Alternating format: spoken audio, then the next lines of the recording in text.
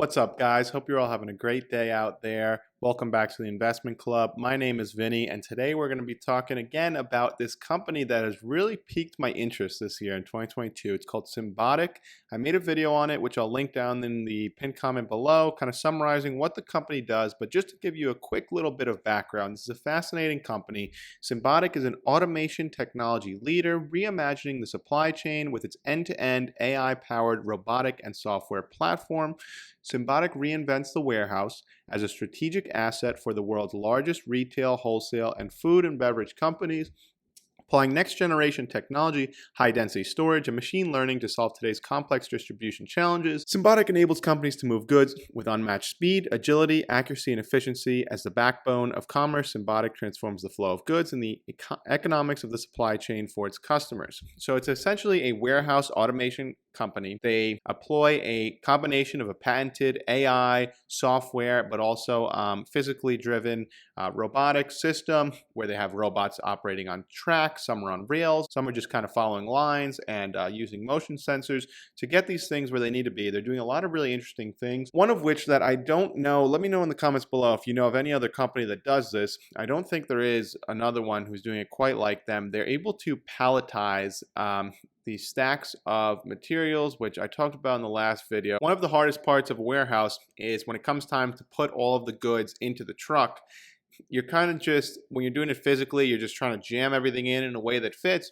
They've come up with this patented palletizing technology that essentially stacks the items, whatever it is, and it knows what's fragile and what's not and what they need to do. Let's say it's by a 4x4, 8 feet high setup. It wraps up all these boxes and whatever they need to move, palletizes it so it fits perfectly, gets the most efficiency and storage out of the truck, and also makes it easier to load and unload. So that's just one of the many innovative things this company's doing. Now, if we take a look at the stock price, so they went public via a SPAC back in June, and the stock's been all over the place. It went all the way up to a high of $28, and it's kind of been hanging out now in the high teens. So what I've been doing, my cost basis is just under $10. And, I sold some shares when it spiked up to 20 bucks. And my plan is just to, if it keeps coming down as close to $10, I would like to buy more shares, maybe even in the low teens. So it's sitting at $16.50 right now with a market cap of just over $800 million. And this company has an $11 billion backlog. Walmart is employing them to basically outfit all of their 42 regional distribution centers. And where did this company come from? What is the need? Well, essentially, Amazon has their own version of warehouse robotics and automation that they use, but they're not letting other companies use it, right? So Walmart obviously competes with Amazon. They're trying to keep up. They turned to Symbotic because they needed help. They need a warehouse automation system so that they can continue to compete with Amazon. And again, the background of this company is just fascinating. The CEO or the founder of the company, they've appointed a new CEO who's better suited to scale the company, while the founder kind of focuses more on the innovation end. So this is a company right now that's completely focused on scaling while continuing to innovate. So they're growing and also trying to continue just getting these innovations out. And it's fascinating. The guy who founded it, Rick Cohen, saw a need. He owned one of the largest supermarket chains in the US. I believe it became the 8th largest privately owned company. And this was to solve a need he saw in his own, supply chains in his warehouses, getting the goods where they need to be. He invented all this stuff and this system, and then they essentially spun it out into a new company, Symbotic, which they're now trying to grow and deploy. So again, they have a huge backlog. A lot of that is with Walmart, and hopefully we will start to see them scale out to other industries, other companies, because right now there is a lot of concentration risk, obviously with Walmart. But, having the backing of Walmart isn't the worst thing, and they clearly are liking what they're seeing, because they initially were supposed to do 25 of their distribution centers for Walmart, and Walmart upped the commitment to all 42 of them. So technology is great. I want to show you guys, there's a lot of great little golden nuggets from the Q2 earnings call we just got here. So let's take a look. Alrighty, guys. So we got a great quarter here, and I'm sorry I misspoke earlier. This is actually fiscal year 2022 third quarter results. So they extended their backlog from $6.3 billion. It's now up to $11.3 billion. This will carry them through, depending on who you talk to, whether we are in a recession or not. They've got plenty of revenue in this backlog here. And they also achieved record quarterly revenue of 175.6 million. Now, this is a company that's been around for a long time, just went public and is trying to scale. So they're not yet profitable, but as you can see, the numbers do look like they're starting to improve.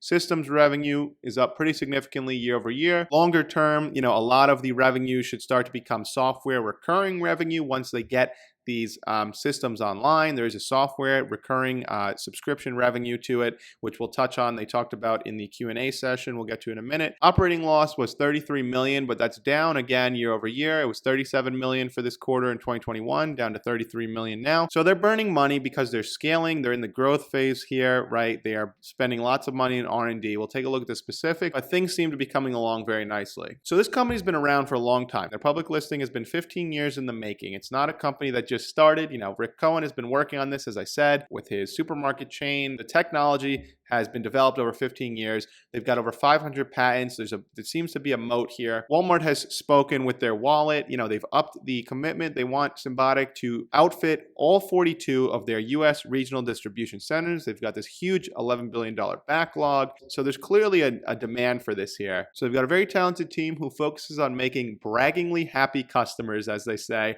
I really like that. They're focusing on continuously improving, adding all sorts of capabilities, getting the system to work faster, more efficiently, and operate more predictably. So through these partnerships that they're seeking across the supply chain, it's going to allow Symbotic to focus on what they've always done best, and that is to innovate. Third quarter revenue was up 82% over the prior quarter, and they're moving confidently ahead with the transition to growth. So they've got 13 system deployments currently in progress.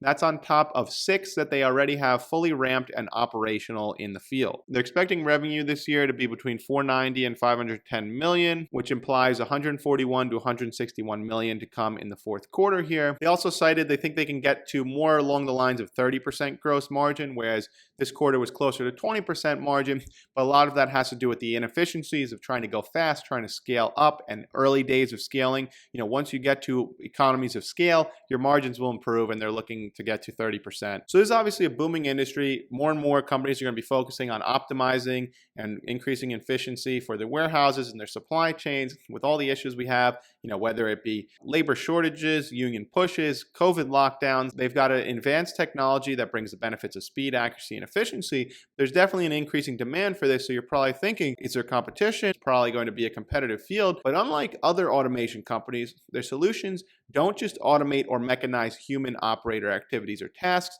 It's instead really redesigned and rethought how to optimize the entire warehouse operation and essentially make the warehouse into a strategic asset in the overall supply chain. More on that in a minute. So I think this part here really sums up in a great way, what they're doing differently, why Symbotic, what makes them special.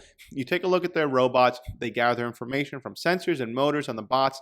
They look for patterns of data that can predict upcoming performance issues or degradation or failures. They then use that information to proactively remove a bot from the system and prevent an issue.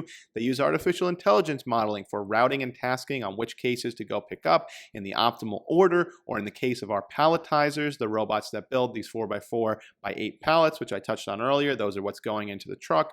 We created digital twins of every case as it goes through a scan tunnel and gets indoctrinated into the software of our system. And then we use that information with pallet building algorithms that self-learn and take into account past behaviors, and they can anticipate based on the product type crushability or fragility, or where there may be an open flap, and then of course dynamically adjust in a Tetris-like fashion to build these pallets. So again, this is something that's always been an issue too with warehouse automation. A lot of things start to break, and there seems like they're taking steps here to handle things with care.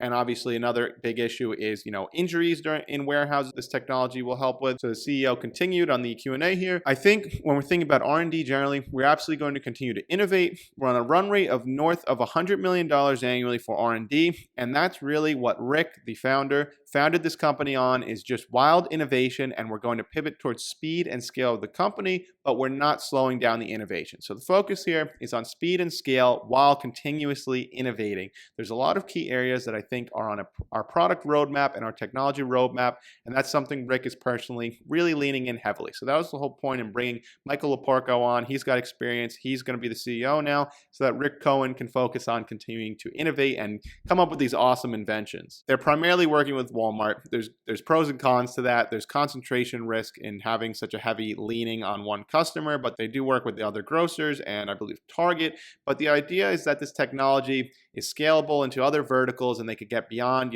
this type of industry and use this technology to help, many different types of companies. Our confidence in deploying to customers across verticals is very high. And then the last bit here, they were asked about competition, to which they replied, we're probably the only ones really using AI and autonomous vehicles in this type of unique solution. And with the fact that our entire system is really software driven, it's difficult to replicate. They've got a good first mover advantage. They've got 500 patents. So it does seem like there's some type of moat here. They've got an AI engine they've used to analyze 6 terabytes of data daily through each system, allowing them to self-learn, to continuously improve. And again, this guy Rick Cohen just seems like the real deal. If you take a look at his bio, again, I talked all about him and his track record in the previous video, which I'm going to link in the pinned comment below. He has great leadership and vision, and they're focused on scaling all around this culture of continuing innovation alongside with growing and scaling. So let me know what you guys think. Do you think that this is going to be a highly competitive landscape? Do you think that other competitors will be able to do what Symbotic does better?